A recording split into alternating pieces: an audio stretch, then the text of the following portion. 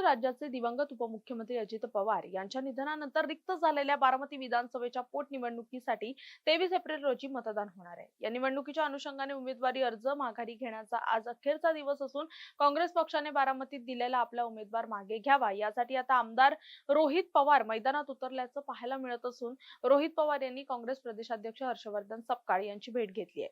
काँग्रेस पक्षाने उमेदवारी मागे घ्यावी अशी विनंती केली असून पार्थ पवार यांनी काँग्रेस विषयी केलेल्या विधानावर दिलगिरी देखील व्यक्त केली असल्याची माहिती आमदार रोहित पवार यांनी दिली। बारामती पोटनिवडणुकीबद्दलची चर्चा करण्यासाठी सपकाळ साहेबांना भेटण्यासाठी मी इथं आलो होतो। बराच वेळ आमची चर्चा झाली। चर्चा होत असताना त्यांनी फॉर्म भरण्यामागचा हेतू सुद्धा त्या ठिकाणी सांगितला। शेवटी काँग्रेस हा पक्ष सामान्य लोकांसाठी लढणारा पक्ष आहे आणि त्यांचं हे मत आलं की ठीक आहे, दादांच्या नजीकच्या काळामध्ये राजकीय जी काय भूमिका होती, भाजपबरोबर ते गेले असले, विचारामध्ये भिन्नता असली तरी महाराष्ट्राचा खूप मोठा नेता होता। महाराष्ट्राचा एवढा मोठा नेता गेल्यानंतर त्या नेत्याला न्याय जर या राज्यामध्ये त्या ठिकाणी मिळत नसेल, साधा FIR जर होत नसेल तर गरिबाचं काय, सामान्य लोकांचं काय, अशी भूमिका काँग्रेसची त्या ठिकाणी आहे।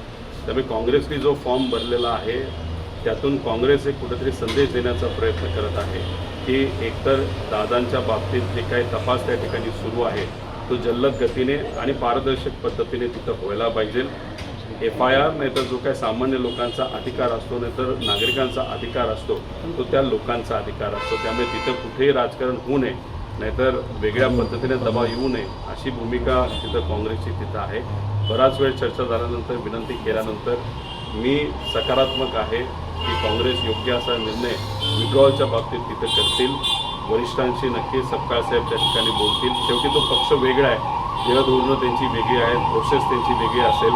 त्यामुळे सगळ्या प्रोसेसच्या माध्यमातून सर्व नेत्यांशी बोलून, वरिष्ठांशी बोलून योग्य आणि सकारात्मक निर्णय ते घेतील असं मला तरी वाटतं। काही दिवसांपूर्वी पार्थनं जे स्टेटमेंट केलं होतं ते स्टेटमेंट फार चुकीचं होतं, त्याचं खंडन सगळ्यांनीच केलं, मी सुद्धा तिथं केलं।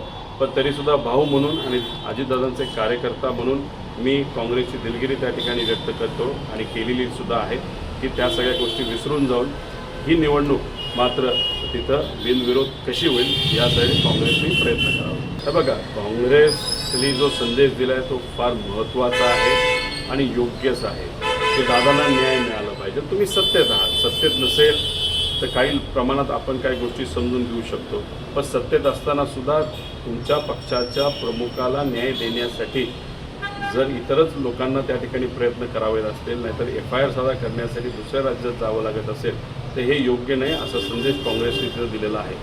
आज काकी जर अमित शाह साहेबांना त्या ठिकाणी भेटत असतील तर नक्कीच ते इलेक्शनबद्दल बोलतील, पण त्याच्याचबरोबर CBIकडे एन्क्वायरी जावी यासाठी सुद्धा ते त्या प्रयत्न करतील अशी अपेक्षा करू। कारण अधिवेशनामध्ये हा विषय झाला होता। आता अमित शाह साहेबांना ते भेटतच असतील त्यामुळे इलेक्शनबरोबर CBIच्या बाबतीत सुद्धा त्यांनी बोलावं आणि लवकरात लवकर CBIने ही केस ताब्यात घेऊन आमच्या अजितदादांना न्याय द्यावा अशी विनंती या ठिकाणी करतो। ठीक, थँक्यू।